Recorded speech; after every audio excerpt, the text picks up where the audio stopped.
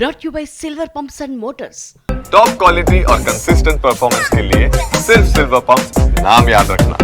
ఈ బడ్జెట్ లో షెడ్యూల్డ్ కులాల సంక్షేమకు 40,232 కోట్ల రూపాయలు మరియు షెడ్యూల్డ్ తెగల సంక్షేమకు 17,169 కోట్ల రూపాయలు ప్రతిపాదిస్తున్నాం।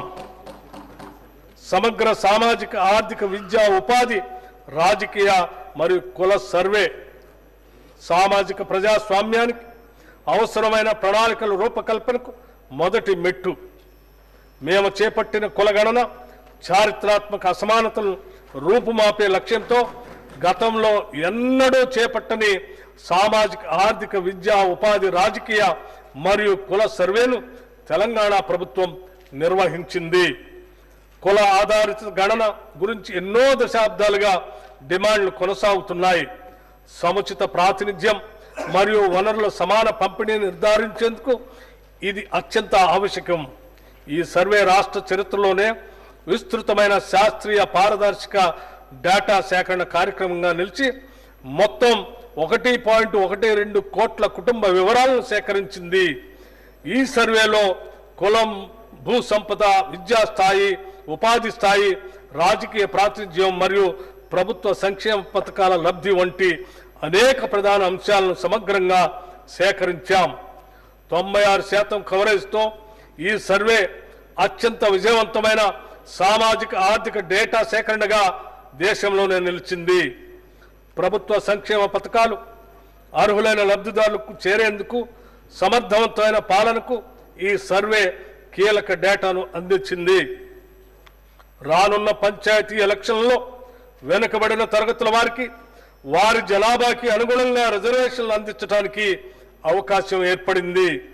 ఈ డేటా భవిష్యత్తులో సంక్షేమ పథకాలు, రిజర్వేషన్లు మరియు సమగ్ర ఆర్థిక అభివృద్ధి విధానాల రూపకల్పనకు ఆధారంగా మారనుంది। సంక్షేమ పథకాలలో బీసీలకు ఇతర శాఖల నుండి కూడా కేటాయింపులు చేసి మరియు ఖర్చు చేయడం జరుగుతుంది। పశుసంవర్ధక శాఖ ద్వారా చేపల పెంపకానికి, పరిశ్రమల శాఖ ద్వారా చేనేత కార్మికులకు చీరల పంపిణీ కోసం, వ్యవసాయ శాఖ ద్వారా రైతు భరోసా మరియు రుణమాఫీ పథకాల కింద వేల కోట్ల రూపాయలు వీరి కోసం ఖర్చు చేయటం జరుగుతుంది।